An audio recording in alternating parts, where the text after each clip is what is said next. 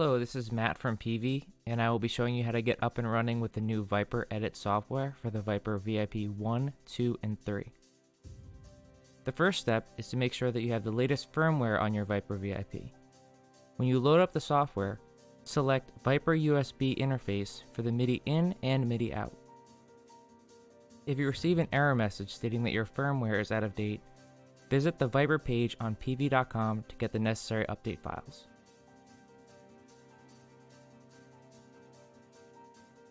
Once you have downloaded the files, you should have an application named Vypyr Vypyr Updater and an SYX file which contains the actual firmware. Load up the Vypyr Vypyr application and follow the prompts to set up the MIDI connection. When asked, select the firmware file and click Open. The firmware update process can take anywhere from 5 to 10 minutes. Be sure not to close the software or turn off the amplifier.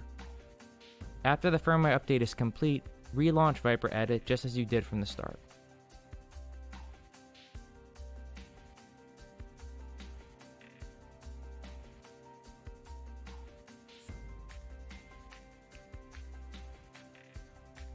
Vypyr Edit is basically a virtual representation of what is going on with your amp. Anything you do within the software will be directly shown on the amp, and anything you do on the amp will be represented in the software. In the gear window, you have access to instrument models, stomp box effects, amp models, and if you're using a Vypyr 2 or 3, you'll have access to the effects selection as well.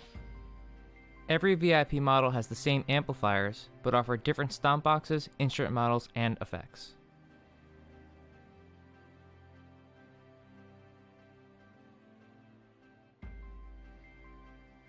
The Vypyr Vypyr 1 has access to only two instrument models, the acoustic guitar and the bass guitar.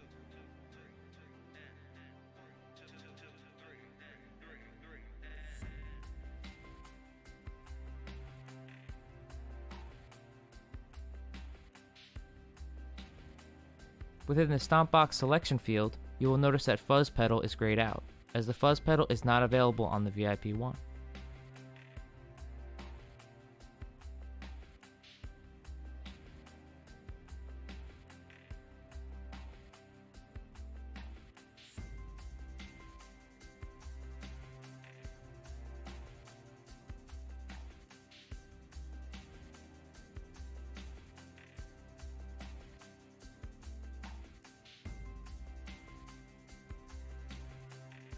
While the Vypyr 2 and 3 have access to all of the instrument models, you will notice that many of the stomp box effects are grayed out.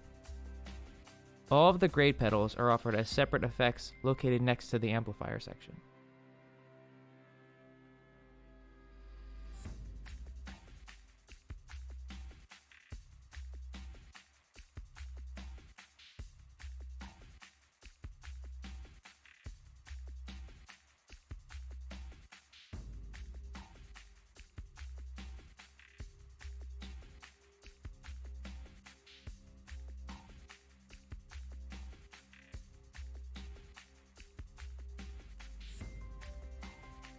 You may have noticed when using an acoustic guitar model or a bass guitar model that the amplifier selection is quite limited.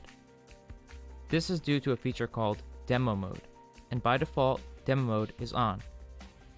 In order to turn this off, simply go to the menu bar and select Demo Mode and then hit Toggle. You will now have access to all of the amplifiers for each of the different instrument models available to you.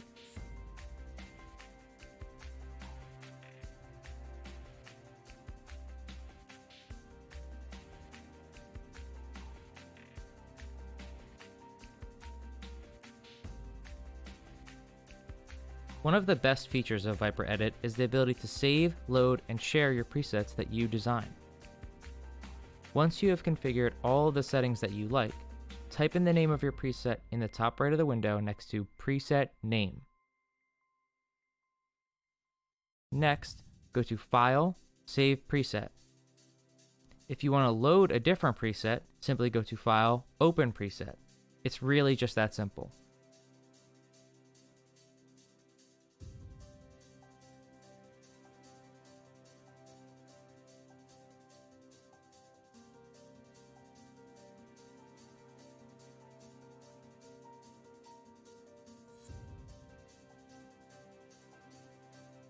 If you want to store a preset directly on the amp without the need of the Vypyr Edit software, load the desired preset and go to File, Write Preset to Amp. Each of the preset banks has 4 preset slots. The VIP 1 and 2 only have access to preset banks A through D, while the VIP 3 has access to all 104 banks listed.